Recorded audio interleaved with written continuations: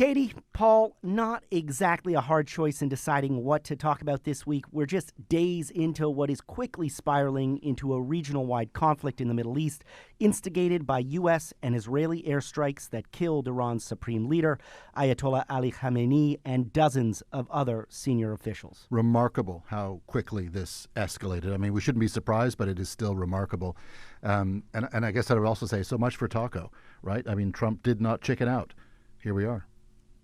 And I'm joining you guys this week from Ottawa. I'm filling in as host of Power and Politics, where this, of course, is the significant topic of conversation here in Ottawa.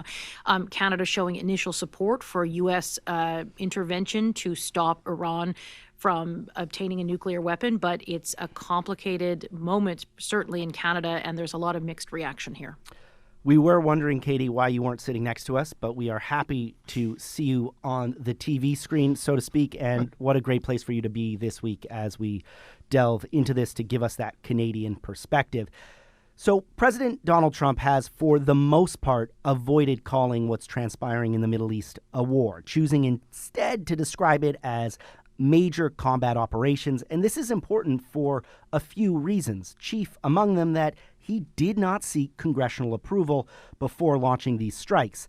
That's got a lot of folks here in D.C. up in arms, mainly, of course, Democratic representatives. It's also putting some of America's traditional allies, including Canada, in a bit of a tough spot. Of course, people in the region will be the ones most affected by this conflict, and hundreds have already been killed. But for us today, we're asking what this new conflict in the Middle East will mean for America and its allies. I'm Willy Lowry. I'm Katie Simpson. And I'm Paul Hunter, 2 blocks from the White House, where all eyes are on Iran. Okay. Before we get too far, I should point out that we're recording this early Tuesday afternoon. As we've mentioned, this is a quickly moving story, and things may change by Wednesday. Paul, let's start with you. Just how significant is this attack on Iran? Well, I'm going to start with a couple other things first. I love when you do that. Let's just deflect it right off the bat. I think we should say it was, if it's past tense is all right by now, a terrible regime. And there are all kinds of expat Iranians dancing in the streets globally. And the other thing I want to say right off the bat is the W word, war. I guess we can agree, because this is a contentious word in this conversation. Just ask anybody at the White House.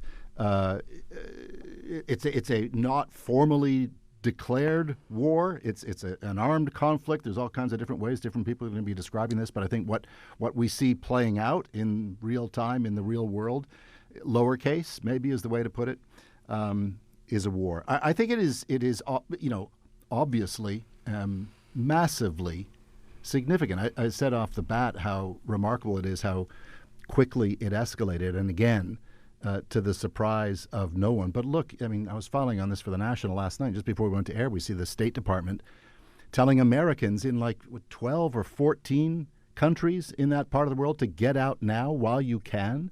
You know, the fact that after they started this. After they started it, yeah, fair point. But because of the response from Iran, right?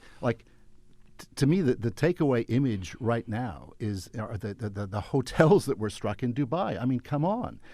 But then again, what did anybody expect when you start doing something like this? So the question is, how much further will it escalate? Will these countries that Iran has struck side with the U.S. now and allow, overpasses in their airspace? Will this just grow into a bigger war, to use that word again? A significant part of the analysis that we've been discussing here in Ottawa and part of the conversations we've been having on Power and Politics, it is the calculation by Iran, where it is hitting some of those Gulf nations, where it is hitting the civilian targets, that it's attempting to put pressure on the U.S. and Israel by these Gulf states that don't want to be dragged into this, and that they might plead with the Americans to ease up on this. But we haven't seen that happen. That hasn't been the response. If anything, the analysis has been that these countries that didn't want to get involved are showing some sort of support or sympathy for for the Americans, at least at this point.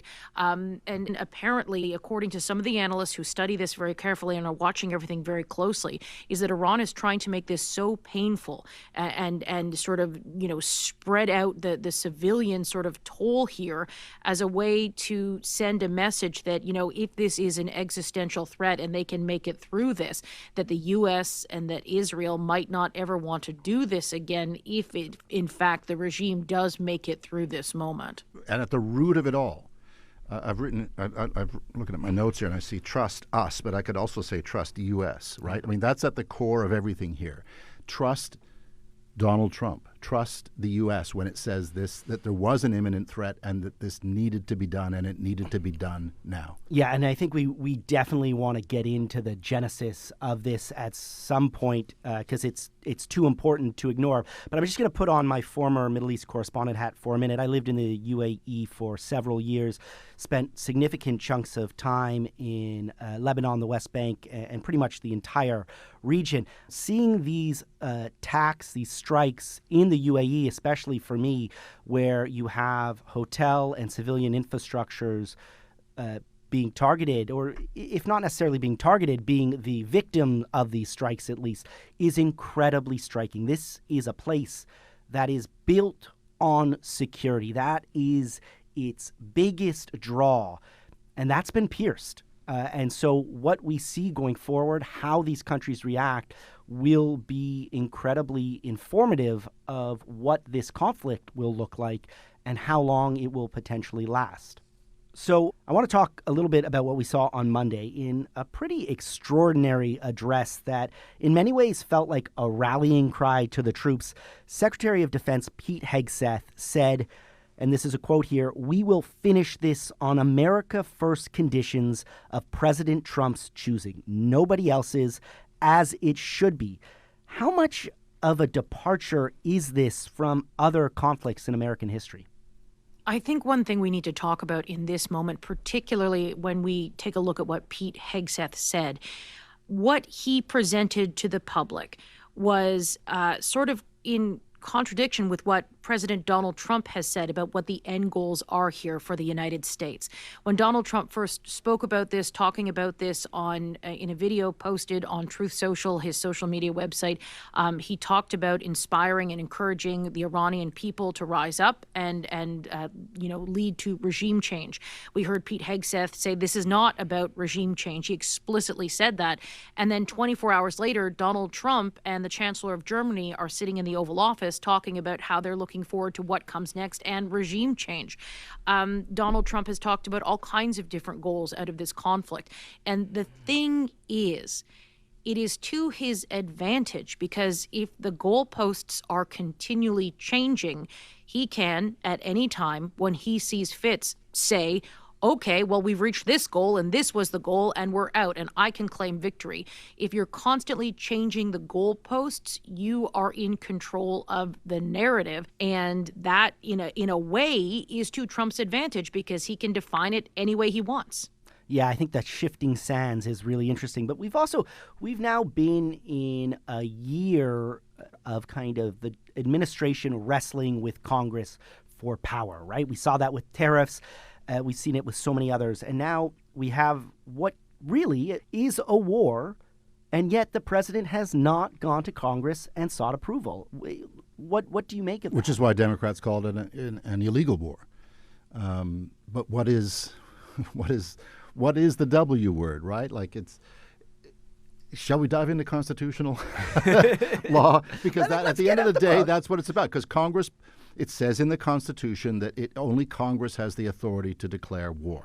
But it also says in Article 2 of the Constitution that the president can act, this is my summary of it, but unilaterally with military force when the president deems it is necessary. And this gets back to something we've talked about throughout Trump 2.0, right? Which is the testing of executive powers, right? Congress can declare war, but the president can move in regardless. And if Congress passes a war, powers resolution, which it's going to vote on this week, unlikely to pass, but even if it did,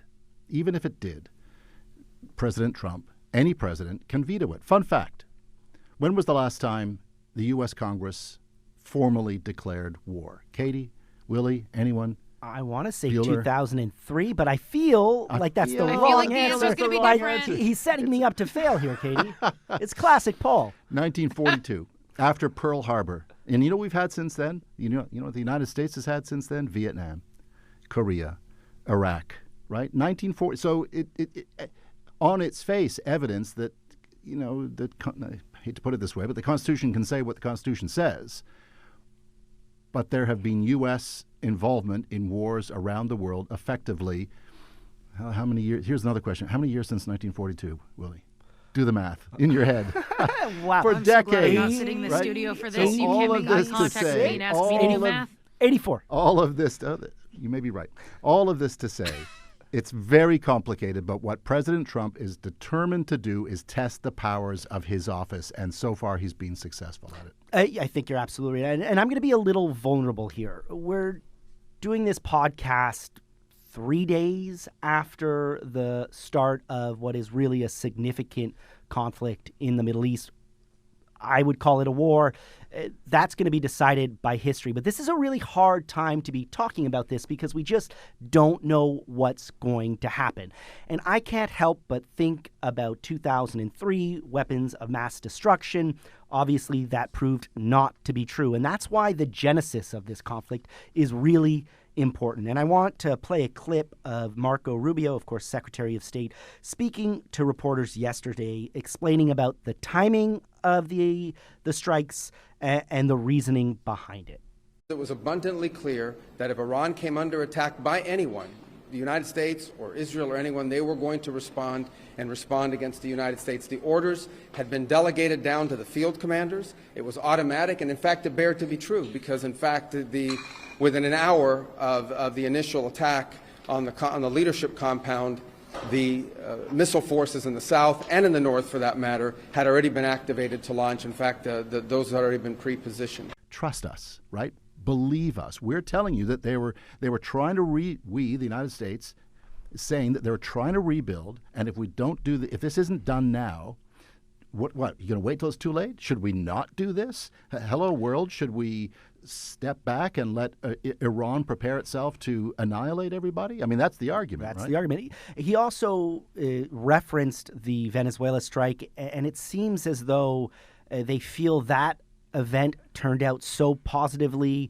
that they're very happy with Delcy Rodriguez, who, of course, has taken over the presidency there.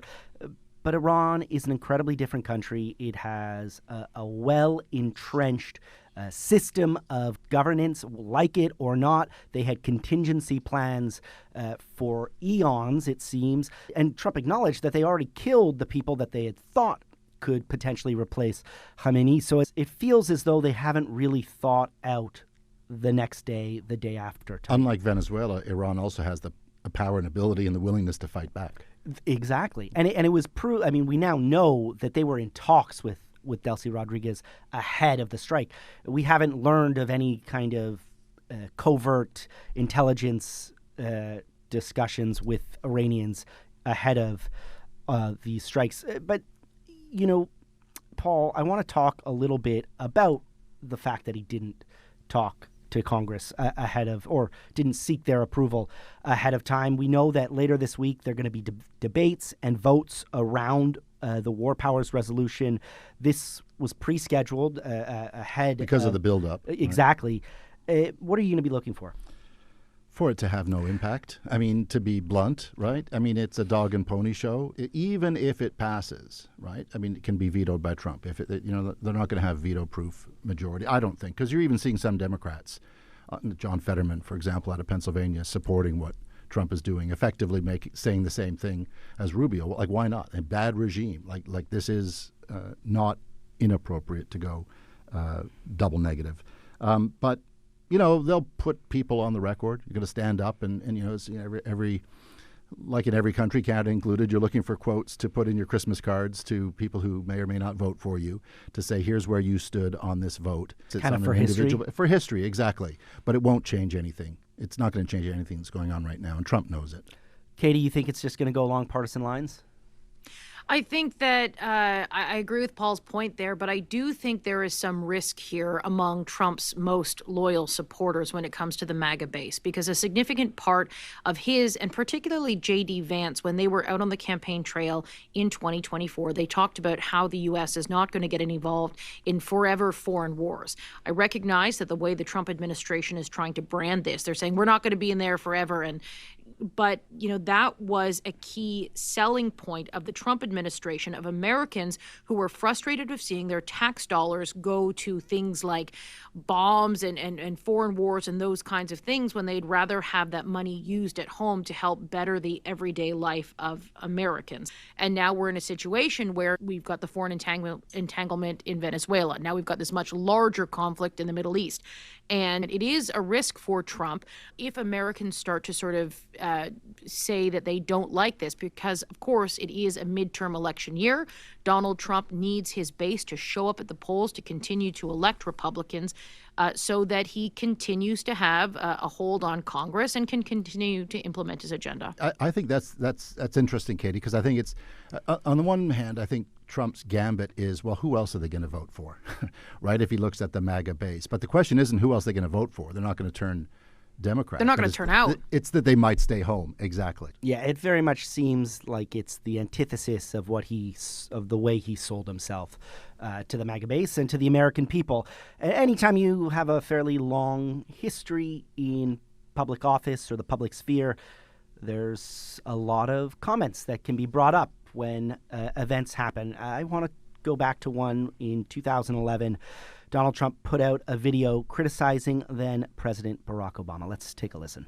Our president will start a war with Iran because he has absolutely no ability to negotiate. He's weak and he's ineffective. So the only way he figures that he's going to get reelected, and as sure as you're sitting there, is to start a war with Iran. Two quick questions. How far out are we from the midterms, and what are the polls looking like? Paul? What are you supposed to think when you hear clips like that are getting replayed all the time now, and old tweets by Trump that sort of made the same kind of point? I mean, cue writers on Saturday Night Live, right? I mean, and why it underlines, the frustration you hear from voters all the time, which is, why should I even bother, right? Like, what to believe and when, what to take seriously and what not to take seriously, what is being said simply to get elected, and then what is being done once they do get elected. I brought my own audio, Willie, because yesterday, this is from the East Room yesterday, when Trump came to conduct a ceremony, give a Medal of Honor, I believe, to 3 war veterans, one posthumously from World War II, one from Vietnam, I think, and one from Afghanistan. You had their families there. And during this ceremony, Trump gave an update on the situation in Iran. And then he started talking about curtains. I picked those drapes in my first term.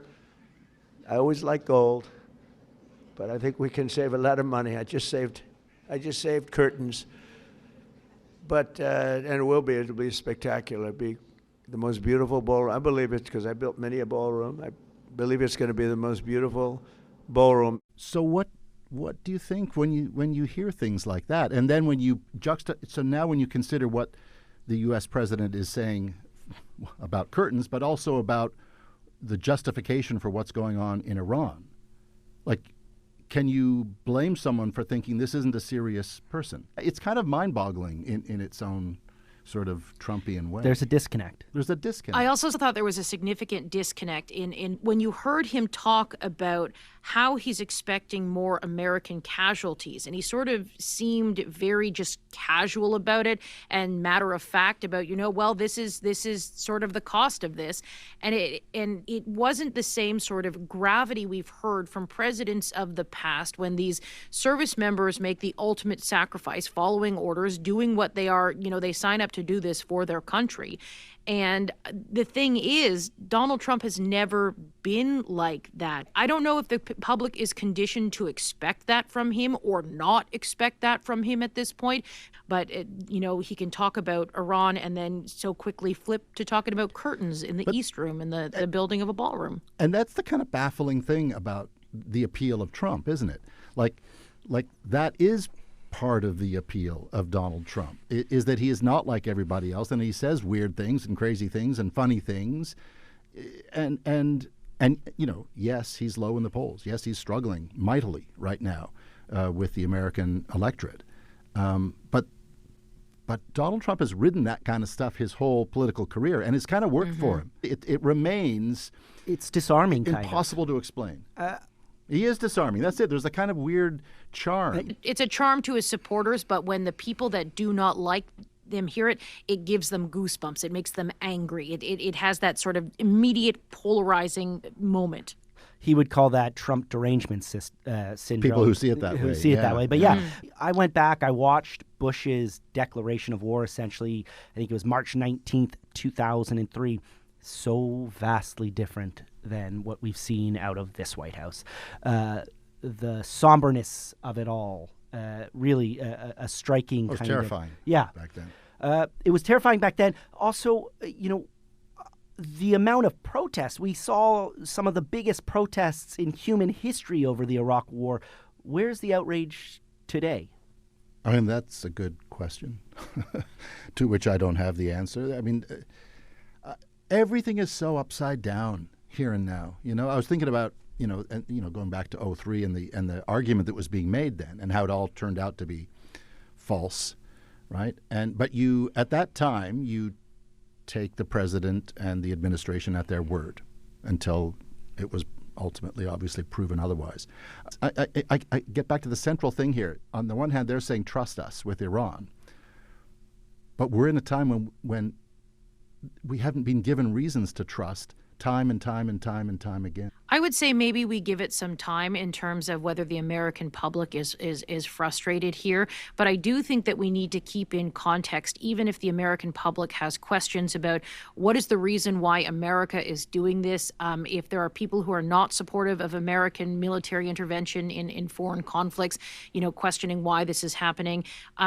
I think we need to give it a minute, give it some time. But the other thing to keep in mind here is this is the Iranian regime. And for decades, the Iranian regime has been known for, the oppression of its people, for the killing of citizens, for the killing of protesters. You're right on the money, Katie. Iran's antagonistic, and that's a generous word, it's far more than antagonistic behavior over the last 47 years. 47 years. Makes it a really easy decision from countries like Canada to come out and support ensuring that they never possess a nuclear weapon. That being said, as this conflict drags on, if it drags on, I think it will become a harder and harder question for Canada.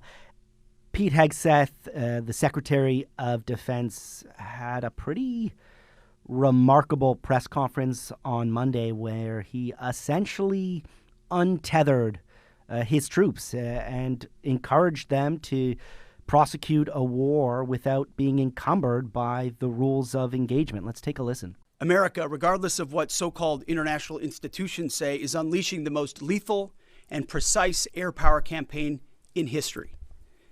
B-2s, fighters, drones, missiles, and of course, classified effects. All on our terms, with maximum authorities. No stupid rules of engagement, no nation-building quagmire, no democracy-building exercise, no politically correct wars. We fight to win, and we don't waste time or lives. No stupid rules of engagement. So how do you really feel? I mean, this is the Secretary of Defense of a country that is just instigated a regionally wide conflict. It's quite a striking statement, Katie, and I can only imagine it would make it an even more difficult sell from Carney kind of going forward in terms of any Canadian support. Well, it sort of speaks to the broader point in terms of the concern that is emerging in the immediate aftermath. What does that exactly mean? Does that mean that the Americans are not going to adhere to the standards of international law, those kinds of concerns and those kinds of questions? And that is why we're starting to see, hesitation perhaps, even though the Iranian regime is horrible, and good luck finding a Western ally that, doesn't want to see that Iranian regime gone. But when you hear the Americans talk like that, whatever they're trying to do to get from point A to point B here, there are concerns about the how, and there are big concerns about the how. We support the efforts to end the Iranian nuclear program and its decades-long process, regime's decade-long process of state-sponsored terrorism. But we remind that international law binds. It's the central question for all U.S. partners, Canada, Europe, all of them, or as Hegseth would put it, pearl clutchers. Is this legal or is it not? Are you woke and PC, or are you with us, effectively, the world's biggest superpower? Are you going to? Are you with us, or are you with the Iranian regime? It's either us or the Iranian regime. And that makes it problematic for every other country that is a U.S. ally, whether to stand with it or not, because you're being framed as the U.S. would portray you, unless you stand with them. There are two sides to this, obviously, and we just don't know how long the Iranian regime can hold on, how long they'll want to hold on, or what their capacity is to fight back. Whether the proxies, Hezbollah, the Houthis in Yemen, the militia in Iraq, join this fight. But a lot of unanswered questions and scary days ahead, most certainly for the people of the region, the people living in the Middle East. Katie, Paul, thanks again for another great conversation. I love hearing your perspectives. But before we say goodbye, I want to remind our listeners that you can drop us a line at WashingtonPod, all one word, at CBC.ca. That's our email address. Once again, that's WashingtonPod at CBC.ca. Or you can leave us a comment on Spotify. And don't forget to follow us on your favorite podcast app. Have you got one yet, Paul? I do. Ooh, please, pray do tell. That's my secret. Oh, next episode. We miss you, Katie. Thanks, Willie. See you, Katie. Bye, guys.